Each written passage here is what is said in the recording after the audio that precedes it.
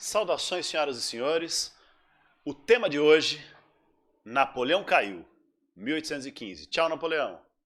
O que acontece a partir disso? Nós vamos conversar então hoje sobre o Congresso de Viena. Espero que estejam todas e todos muito bem. Estando todas e todos muito bem, vamos trabalhar. Beleza? Então vamos lá. A grande questão é a seguinte, galera. O Congresso de Viena representa, na verdade, uma tentativa de volta ao passado, de certa forma, né? Como eu estou dizendo aqui no título do nosso slides.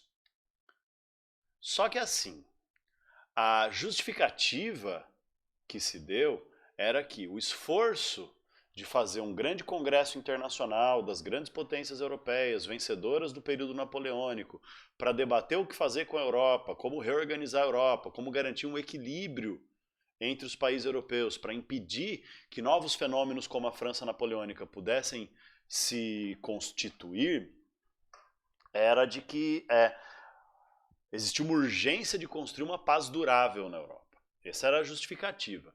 O que não deixava de ser verdade, né? Porque o que o período napoleônico produziu em termos militares foi um negócio bem revolucionário para a época, né? Napoleão, segundo muitos historiadores, criou o padrão moderno de guerra, né? Que é uma guerra de avanço rápido, uma guerra tecnológica, uma guerra uma guerra total, né? Que busca o extermínio, a eliminação do inimigo, não apenas uma vitória militar no campo de batalha. Então, nesse cenário, claro, era necessário uma paz duradoura de fato, mas havia outros interesses por trás. Esses outros interesses qual eram? Esses outros interesses eram reconstituir o mapa europeu, reconstituir o equilíbrio político europeu de tal forma que não fosse possível a nenhuma das potências que venceram, né, o Napoleão, se impor da mesma forma que a França napoleônica tinha se imposto. Então, senhoras e senhores, o laboratório disso vai ser a própria França, veja bem, né? O que vai acontecer na França pós-Napoleão?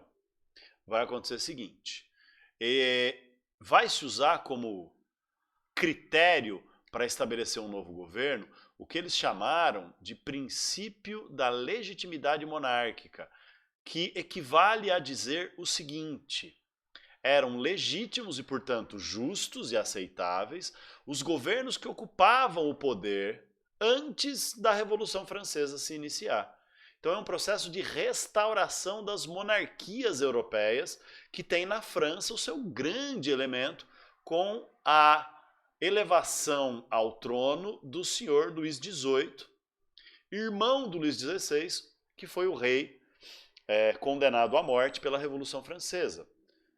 E o próprio título do Luís XVIII reflete qual é a intencionalidade desse processo histórico, né?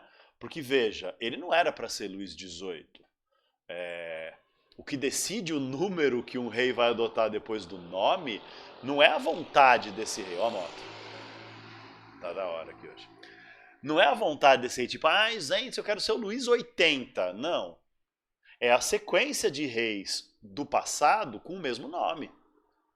Então, se o Luís que foi decapitado pela Revolução Francesa era o Luís XVI, foi porque na história da França houve antes dele 15 Luíses. Esse é o Luís XVIII porque na história da França houve antes dele 17 Luíses, mas não houve 17 Luíses. Houve 16. O último rei da França foi Luís XVI, que morreu decapitado. Então, por que ele adotou o título de Luís XVIII? Para criar um laço simbólico com a história da monarquia francesa, ou seja, para criar uma simbologia do poder dizendo que a monarquia era o único governo legítimo e deveria ter continuado governando a França mesmo durante a Revolução. Que se então Luís XVI foi considerado um traidor da França, o filho dele deveria ter assumido como Luís XVII, e se o filho dele tivesse fracassado, aí sim Luís XVIII, o irmão, assumiria, entendeu? Então dizer que do Luís XVI pula direto para o Luís XVIII é criar um laço de continuidade que constrói a ideia de que a República Francesa foi ilegítima, ou seja, não tinha o direito de ter existido. O consulado, o diretório foi ilegítimo, o consulado napoleônico foi ilegítimo, o império napoleônico foi ilegítimo. O legítimo mesmo é a monarquia Bourbon, que então retorna ao poder na França com o rei Luís XVIII. Porém, todavia, contudo, entretanto, no entanto, apesar de todo o ambiente do pós-era napoleônica apontar para uma tentativa de reconstrução do antigo regime, ou seja, de desfazer os avanços que a Revolução Francesa produziu, não só na França, mas na Europa inteira, não foi possível ao nosso amigo Luizinho XVIII simplesmente ignorar a burguesia e as conquistas que a Revolução tinha produzido, tanto no campo social, quanto no campo político, como no campo econômico. Então, houve uma certa aceitação de algumas conquistas revolucionárias, de modo que a França se torna uma espécie de monarquia constitucional centralista. Ou seja, tem parlamento, tem divisão de poderes, tem constituição, que são elementos liberais, são elementos iluministas, são elementos de limitação do poder do rei, portanto, são elementos anti-absolutistas e anti-antigo regime. Mas, ao mesmo tempo, o rei, como chefe do poder executivo, chefe do governo, dentro das suas atribuições de governante, dentro daquilo que a lei lhe permite, ele vai ter um poder absolutamente centralizado e concentrado nas suas mãos. Né, de nomeações, enfim, de fazer e desfazer o que ele bem entendesse, dentro dos pressupostos do poder executivo, né, das prerrogativas do poder executivo. Então, o que acontece? Acontece que as potências vencedoras da era napoleônica, vendo que essa a forma de reorganização da França, uma espécie de tentativa de volta ao passado, de reconstruir uma monarquia que buscava ser absolutista, mesmo não conseguindo num primeiro momento, por causa das limitações da burguesia, por causa da necessidade de não criar, né, tensões novamente com a sociedade, especialmente a alta sociedade burguesa, e garantir uma certa estabilidade nesse período de transição. Os países vencedores, então, que são quem? Inglaterra, Áustria, Prússia, Rússia. O que eles vão querer? Eles vão querer impor à França um padrão de reestruturação pós-napoleônica que vai seguir a lógica que é a lógica de que a França vai ser aceita como uma das potências da nova Europa que eles estavam tentando criar, e essa nova Europa era, na verdade, uma tentativa de voltar à velha Europa.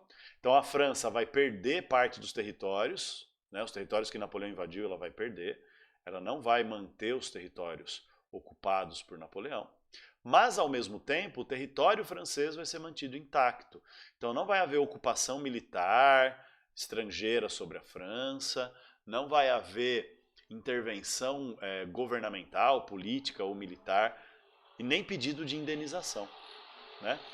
Então é como se eles estivessem fazendo um esforço, né? Os governos dos países vencedores da era napoleônica, Inglaterra, Prússia, Rússia e Áustria, mas o novo velho governo francês da monarquia Bourbon, é como se eles estivessem mancomunados, né, unidos para garantir a estabilidade dessa nova França baseada na volta ao passado. Né? Tanto é que quando começa a se reunir o Congresso de Viena, e o que é o Congresso de Viena? O Congresso de Viena é uma grande negociação internacional dessas potências,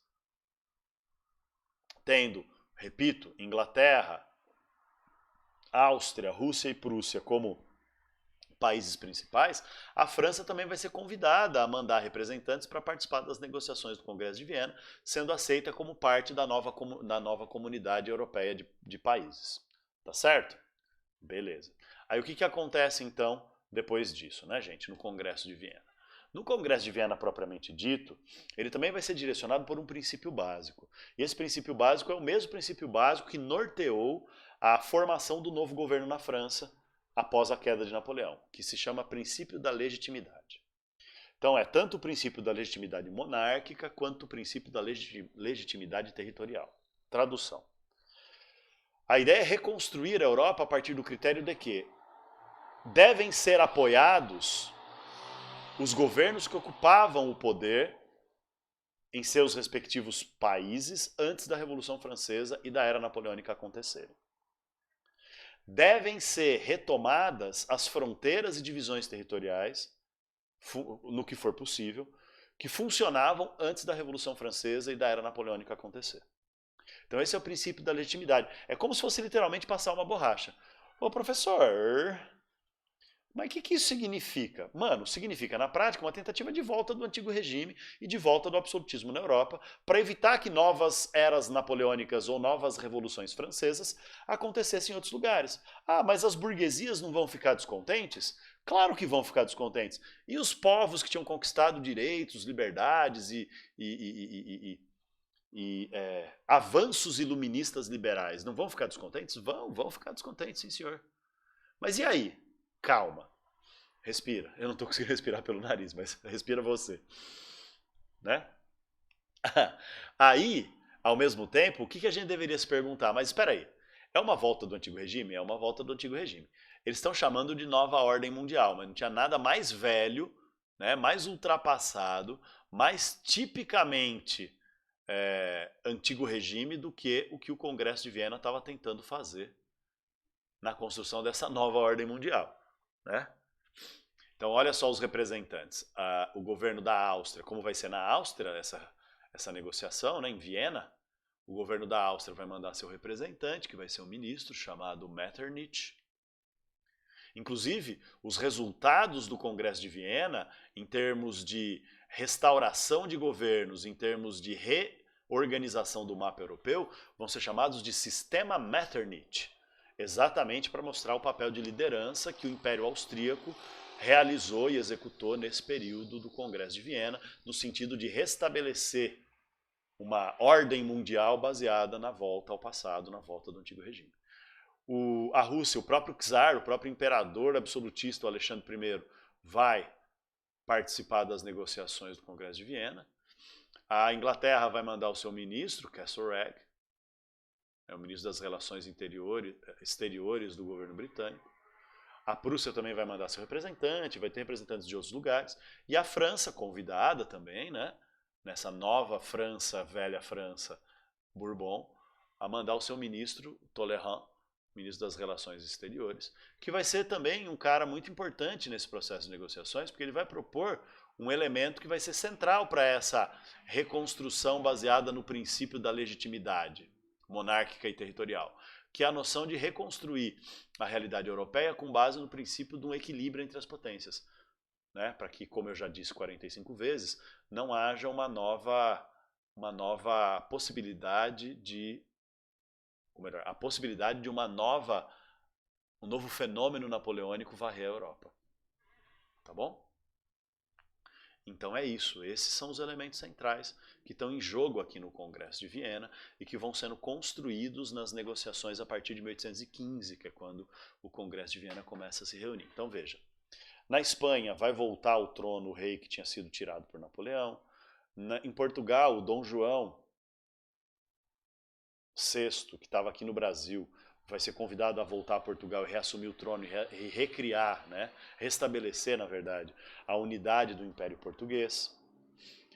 Aquelas repúblicas irmãs vão voltar a ser controladas pelos países que as controlavam antes da era napoleônica, e as regiões que eram independentes vão continuar sendo independentes, mas com uma tentativa de frear movimentos liberais, iluministas, burgueses ou revolucionários que pudessem estar acontecendo. Então, a nova realidade, galerinha, é essa aqui, olha só.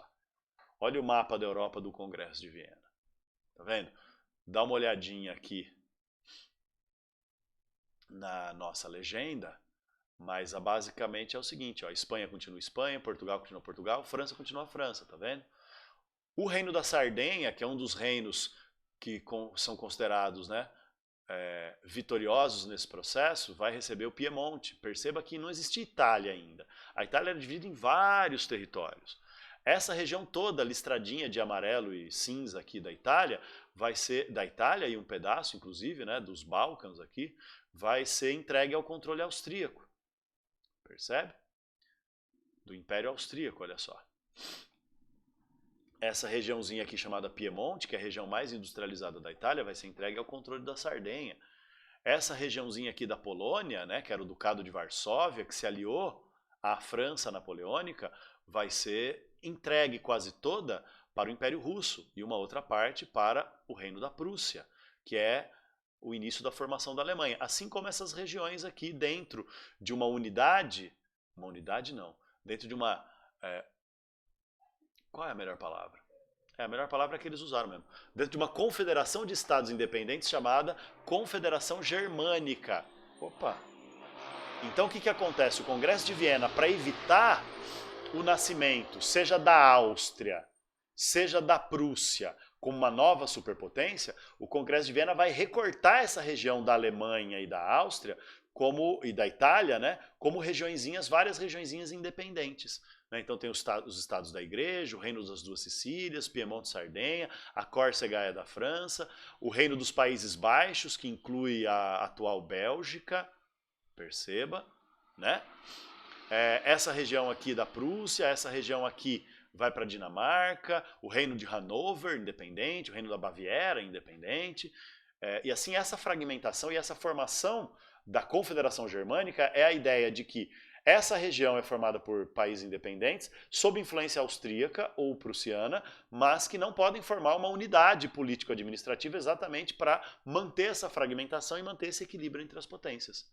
Então esse é o novo cenário, que na verdade é um velho cenário, né, da Europa pós-napoleônica. A Rússia vai receber também a Bessarabia aqui, né, como nós podemos perceber. E é isso, galera. Muito interessante, veja bem. E aí o que acontece, gente? Essa nova configuração política da Europa, ela obviamente que vai gerar conflitos e vai gerar tretas, né? E surgem dois tipos de descontentamentos nessa tentativa de volta ao passado que o Congresso de Viena representou. Um primeiro descontentamento são as reações liberais, né?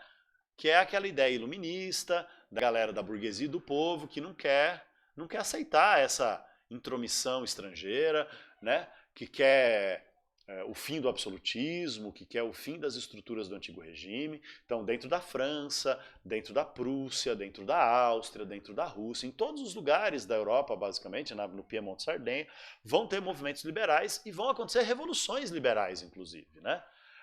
A gente vai estudar em breve que em 1830, 1820, vai ter Revolução Liberal em Portugal e na Espanha. 1830 vai ter Revolução Liberal na França, na Prússia, na Áustria, no Piemonte e na Rússia. Pelo menos. Tem mais lugares, mas nos principais são esses. Então veja, aquela produção de transformação histórica que a onda napoleônica gerou, inclusive com o estabelecimento de repúblicas e governos baseados mais ou menos no iluminismo em vários lugares da Europa, não vai simplesmente se apagar. Assim como movimentos nacionalistas, né? O Napoleão foi o grande arquiteto do nacionalismo europeu, não só porque embasou seu poder na França numa ideia nacionalista de Império Francês, como as regiões que ele criou governos aliados à França, também fez isso com base no discurso nacionalista. Tipo, a Bélgica contra os holandeses, né? Os italianos contra os austríacos e assim por diante. Então, toda essa movimentação nacionalista que Napoleão estimulou, fortaleceu e impulsionou, vai dar origem a uma série de movimentos, inclusive movimentos políticos e movimentos de luta armada, né, de unificação nacional, né, de formação de países, como no caso da Alemanha e da Itália, de independência nacional, como no caso da Polônia e da Bélgica, né, a Polônia que era dominada pela Prússia e pela Rússia, a Bélgica que era dominada pela Áustria, pela Holanda. Então veja, a gente tem essa realidade acontecendo na Europa inteira, tanto de movimentos liberais como de movimentos nacionalistas. Mas no meio de tudo isso, você poderia se perguntar assim, espera aí, mas qual é o interesse da Inglaterra nisso tudo, né?